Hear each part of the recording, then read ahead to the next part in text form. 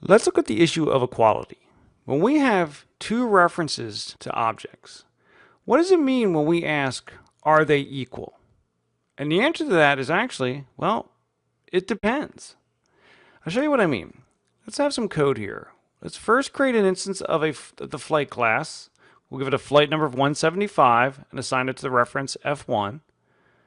Then we'll create another instance of the flight class, give that one a flight number of 175 as well. In this case, we assign it to the reference F2.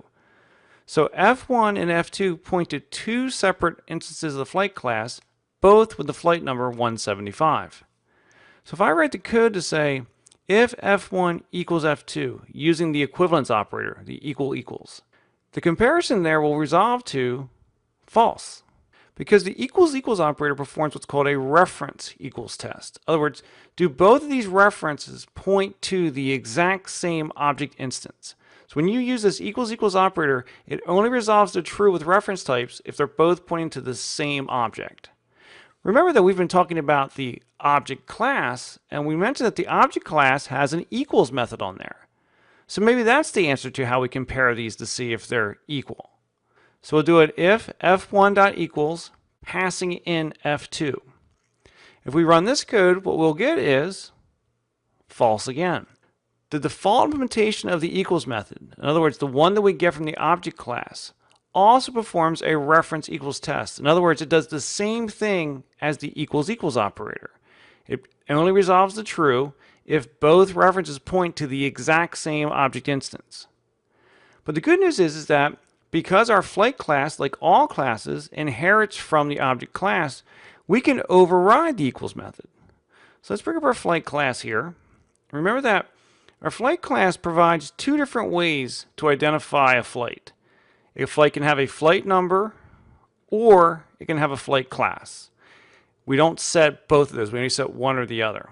And so the way it would work is that we would have a flight number with no flight class, or a flight class with no flight number.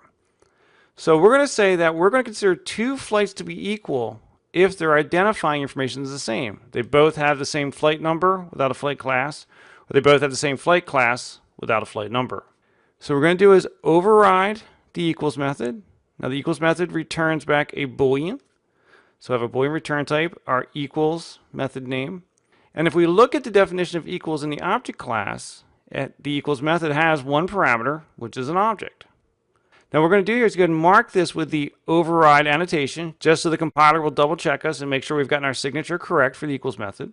So now when we call f1.equals passing in f2, right, f2 will be passed into that parameter O.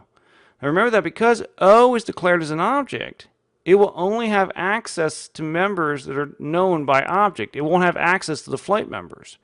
So what we need to do is take that O, cast it to a flight, and put it into a reference of type flight. So that'll be our other variable here. So now other will have access to the flight information from F2. So what we're going to do here then is have the test is that, well, if the flight number for the current instance, which is F1, matches the flight number from the one passed in, which is F2, and the flight class from both of those match, we're going to consider them equal. Right? So the idea is that if the flight number was set, they'll both have the same flight number, but flight class will have the default value, which is the null character. If the flight class was set, they'll both have the same flight class, but flight number will have the default value, which would just be a 0. So we're just going to return back that value. Right? So that now when we call equals, we are now comparing the two flight instances based on their identifying information. Now this is how we've defined equals in this particular situation. In your individual programs, you're going to have to identify what equals means. Because we might have decided that, well, for two flights to be equal, not only do their identifying information have to be the same, but maybe the number of checked bags also has to be the same. Right? It's up to us as we define our problem space and the problem we're trying to resolve. So now, relying on this idea that as long as the identifying information is the same, they're equal. If we go back now and look at the code, right, first the if f1 equal f2, right, well, that's still going to resolve to false, right, because that's still a reference equals. It's only true if both f1 and f2 point to the exact same object. But now our if f1 dot equals passing in f2, that now resolves to true, because both f1 and f2 have the same flight number. But now let's look at another situation. What if we go off and create an instance of a passenger, and then we say, well, if f1.equals passing in the passenger. Since equals accepts an object as its parameter type, it's valid for P to be passed into that parameter O. But what's going to happen now when we try to cast O into a flight? Right? It's going to go ahead and create an error. So one of the things we have to do is make sure that in our equals method, we don't try to compare against any type we can't validly be compared to.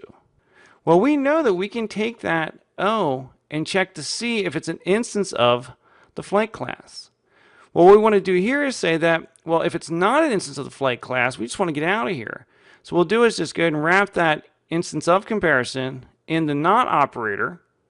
And then if it's O is not an instance of flight, we're just going to go ahead and return false. All right, so our comparisons that compare two flight instances won't be changed, but this situation where we're trying to compare a passenger who can't really be compared with a flight, that will now return false.